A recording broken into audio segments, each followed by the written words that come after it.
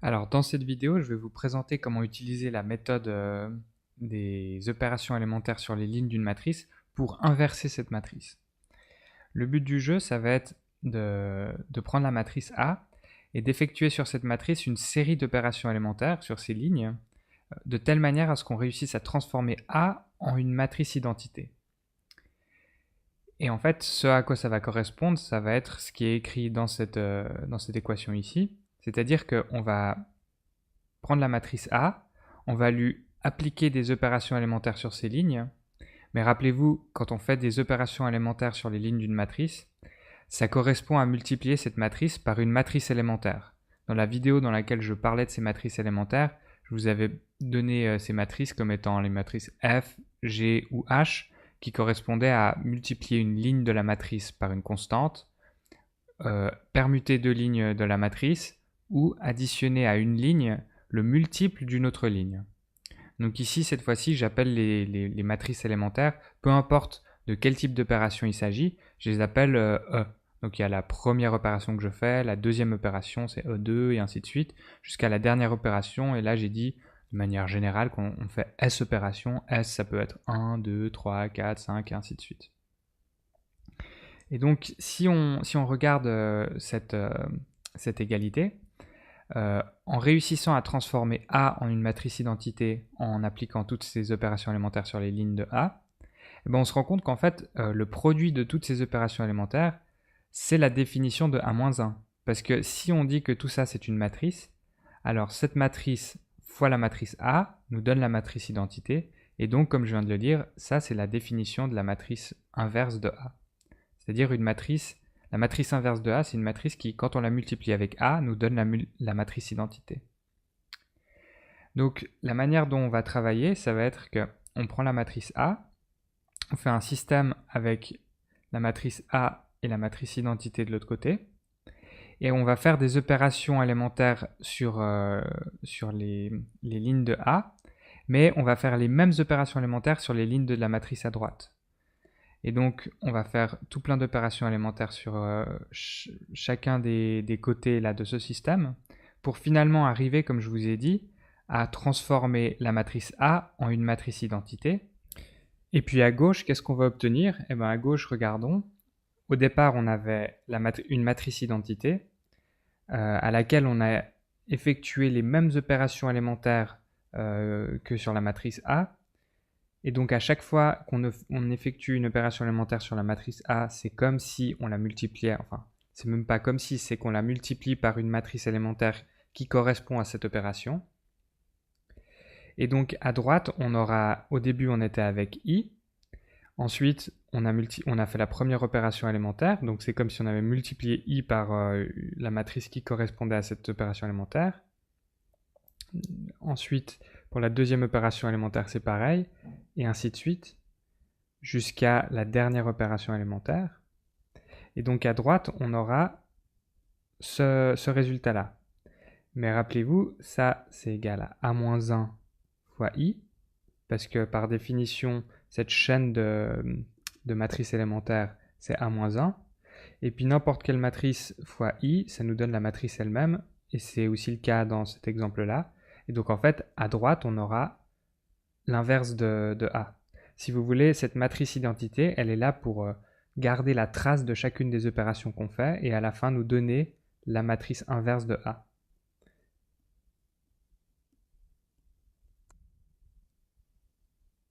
Alors je vous ai fait un exemple pour illustrer ça. Donc si on a la matrice A qui est celle-ci, et là je mets de l'autre côté du système la matrice identité, alors je vais faire des opérations élémentaires pour arriver à la matrice identité à gauche.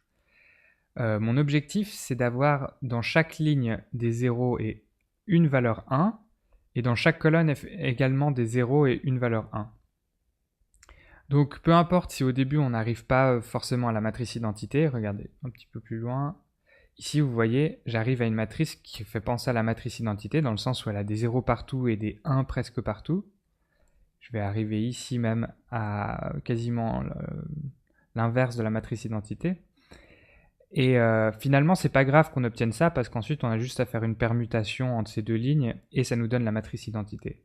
Donc ce qui est important surtout en premier lieu, c'est d'obtenir des lignes avec des 0 et des 1, et que les 1, il y a des colonnes différentes pour les différentes lignes.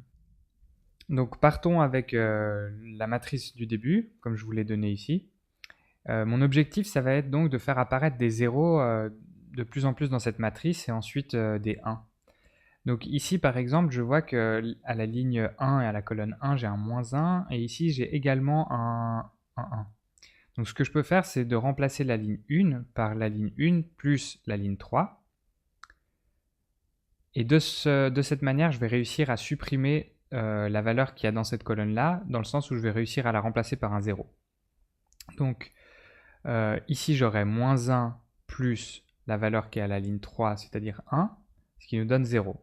C'était mon objectif. Ensuite, ici, j'aurai 1. Donc ici, j'aurai 1 plus la valeur qui est à la deuxième colonne dans la ligne 3, c'est-à-dire 3, ce qui nous fait 4. Et ainsi de suite. Donc là, j'aurai 3 plus 1, ce qui nous fait 4 de nouveau. Ici, j'aurai 1 plus 0, ce qui nous fait 1. Ici, j'aurai 0 plus 0, ce qui nous fait 0. Et ici, j'aurai 0 plus 1, ce qui nous fait 1. Maintenant, je vais essayer d'attaquer la deuxième ligne pour voir si je ne peux pas faire apparaître un 0 facilement quelque part. Et oui, en fait, de nouveau, dans la première colonne, je peux faire apparaître un 0. En faisant, je remplace la ligne 2 par la ligne 2 moins 2 fois la ligne 3. De cette manière, le 2 qui est ici, donc j'aurai un 2 moins 2 fois la ligne 3 elle contient un 1, ça fait 2 moins 2 fois 1, c'est ce qui fait 0, et donc j'ai le 0 ici. Ensuite ici j'aurai 4 moins 2 fois 3, ça fait 4 moins 6, donc moins 2. Et ainsi de suite, pareil pour chacune des valeurs ici, je les ai obtenues en faisant cette opération. Ensuite, j'arrive à 7, de nouveau, je remplace la ligne 2 par la ligne 2 moins la ligne 1 pour réussir cette fois-ci à supprimer cette valeur-là. Ensuite, j'obtiens cette matrice que j'ai recopiée sur la page suivante. Et donc là, on arrive à la page suivante. Là, je fais de nouveau des opérations. Ici, vous voyez que je ne suis pas content avec le fait que j'ai des 4 et un -6. J'ai envie de transformer ça en 1. Donc je remplace la ligne 1 par 1/4 de la ligne 1. Donc en fait, je divise la ligne 1 par 4. Et ici, je divise la ligne 2 par 6. Mais attention, je le fais de chaque côté de mon système. Donc ici, j'ai les 1 que je voulais, mais j'ai des 1/4 de l'autre côté. Et ici, j'ai le 1 que je voulais, mais j'ai des choses qui sont divisées par 6. Et ici, j'ai simplifié.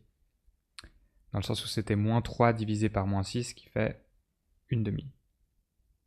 Donc là, vous voyez que j'ai fait deux opérations en même temps. Alors vous pouvez, si vous voulez, faire deux opérations en même temps ou même plus, mais évidemment, il faut que vous fassiez attention que ce soit consistant. Par exemple, vous ne pouvez pas faire une opération sur la ligne 1 et ensuite une opération, par exemple, la ligne 3 est remplacée par la ligne 3 plus la ligne 1, mais que vous utilisiez une ancienne version de la ligne 1 ou que vous commenciez à vous emmêler les pinceaux, etc. Alors vous serez sûr que vous ferez des erreurs si vous n'êtes pas rigoureux par rapport à ça. Ensuite, j'arrive à cette matrice donc avec les 1 que je voulais. Et là, de nouveau, je fais deux opérations à la fois. J'utilise la ligne 2 pour supprimer une valeur dans la ligne 1, qui est cette valeur-là, et supprimer une valeur dans la ligne 3, qui est cette valeur-là. Et si vous êtes, évidemment, si vous avez besoin de plus de temps pour comprendre les opérations, je ne vais pas toutes les commenter, mais je vous laisse mettre pause pour vérifier ce que je dis. J'obtiens cette matrice finalement, que je recopie sur la page suivante. Et après une dernière opération pour supprimer ce 1 là, de telle manière à ce que j'obtienne des 0 et 1, 1 dans chaque ligne, mais également que les 1 soient uniques pour chaque colonne, ce qui n'était pas le cas ici. Alors je fais l'opération et je réussis à supprimer ce 1. Et finalement, j'ai pas encore une matrice identité, il faut que je permute la ligne 1 avec la ligne 3. Ce que je fais, mais évidemment, si je permute de ce côté-là, je dois aussi permuter de ce côté-là. Et donc finalement, j'arrive avec un système où à gauche, j'ai la matrice identité, c'était mon objectif. Et à droite, j'ai l'inverse de la matrice que je voulais inverser. Donc j'ai I et A-1. Et voilà, c'est tout pour cette vidéo.